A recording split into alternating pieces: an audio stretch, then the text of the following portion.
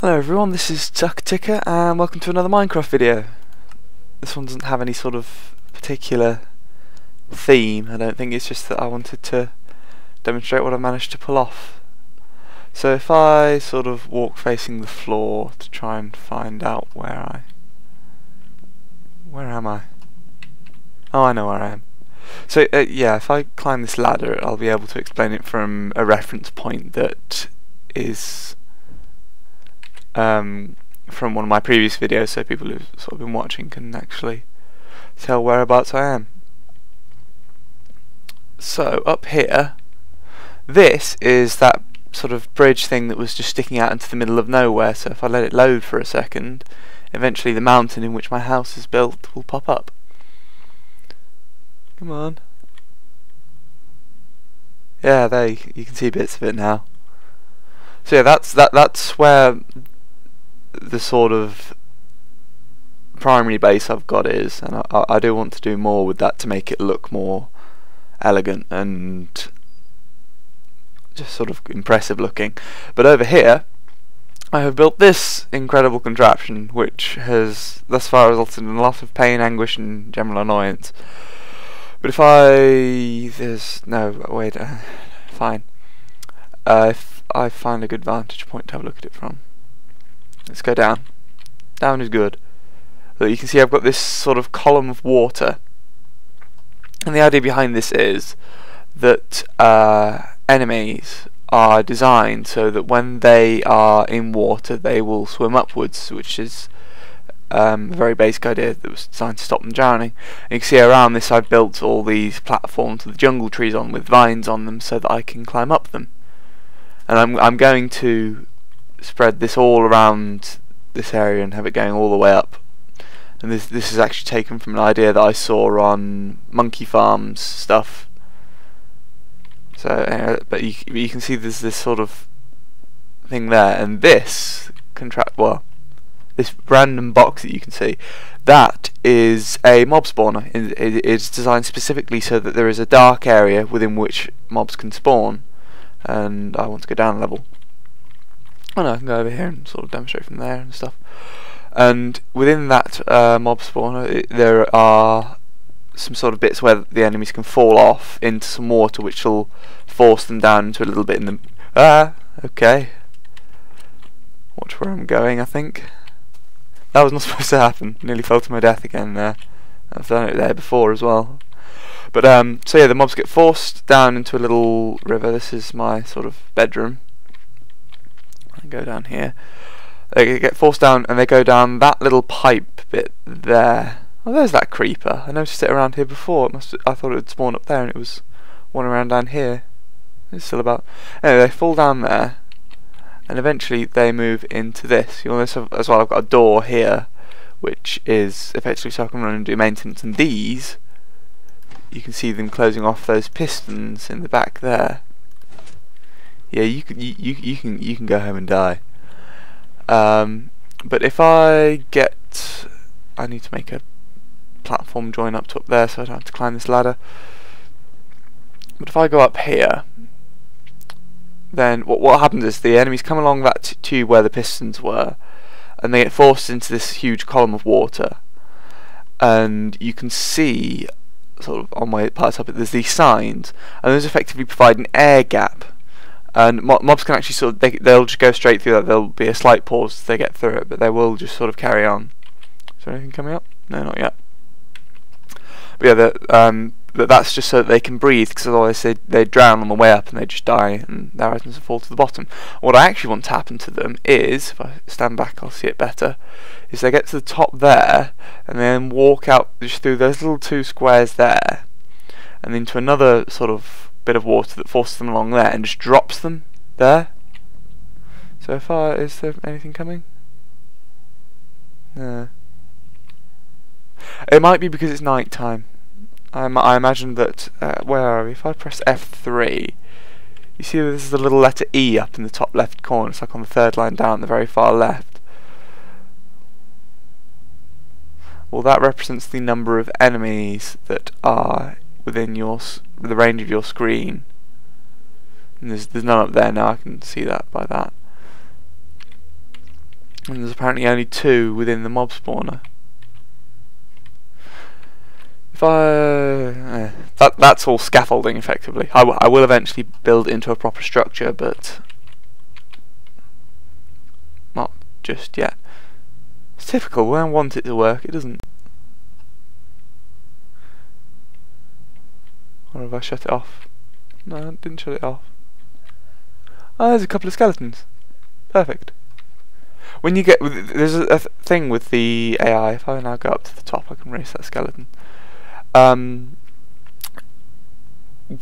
think I've mentioned before in one of these videos that mobs can't spawn within about 24 blocks of you, and they despawn automatically sort of more than 144 blocks away from you. I think it's a rough figure. I don't want to stand around there because they will actually hurt me if they land on my face. I've yet to correct that problem. But watch, they'll go up there, and eventually they will. You won't be able to see it, but they'll move along there. If I actually stand back a bit, you might be able to see. You can see him go up. But yeah, but sort of within that 24 to 144 distance, if they're sort of more than, I think it's about 60 blocks away from you, they don't move around so much, and the idea is to save the computer having to. Hey, you can see one going along now. You should even be able to see it fall. But the idea is that saves your computer having to do so much calculations for an awful lot of enemies being around, so it can just sort of say, well, these ones are really, really far away, so we don't have to care about those. Come on, down you go. And it dies. And that is effectively what this was designed for. The mobs will run along there, and they will fall to their death. And then, which is the entire reason why I have it, I can steal their stuff, which I do in a very quick run because I don't want them to land on my head. There's a zomble. Are there any creepers coming up? No, I can see another skeleton.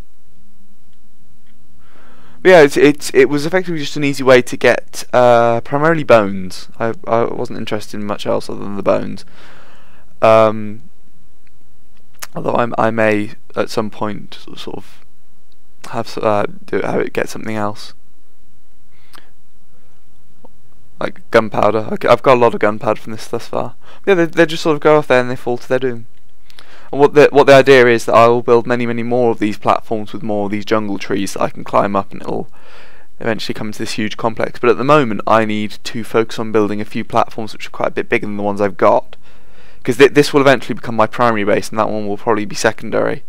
Because whilst having a base inside the mountain is cool, from the outside it doesn't look like very much, whereas this is much more aesthetically impressive.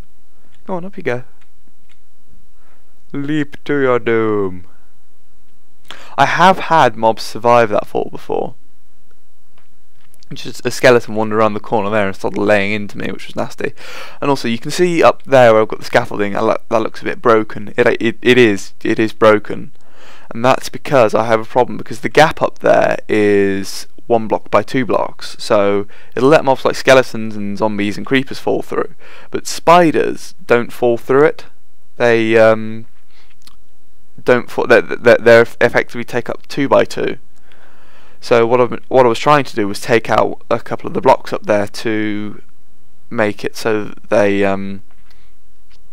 can sort of be forced out through it, and then also fall, so I can get string for bows and that sort of thing, and spider eyes for potions. But what happened was, when I took out that block that my cursor is over right now, I got shot by a skeleton or something, possibly just hit by a zombie considering the speed with which it reacted. I landed on the top of that tree and all of my stuff went everywhere. It was, I mean, there was someone which I had to climb up and get. There was some on that balcony there. There were a couple of bits down there, and there was most of it was actually in the water. And I actually hit. Can I see the point on top of the tree that I hit? Yeah, I hit about there on the tree. So my stuff really went flying out of me. But yeah, that's really what I wanted to sort of show off. That I've got this with all these platforms. I'm not quite sure that I like the way I've designed it with the fences going around, but I mean, it's not bad, and I do like it. It's just that I wonder if I could have done one better. There was someone's bridge design I saw, which was fences with half blocks between them. And I wonder if half blocks wouldn't have been something better to use, because I think the mobs can't spawn on them.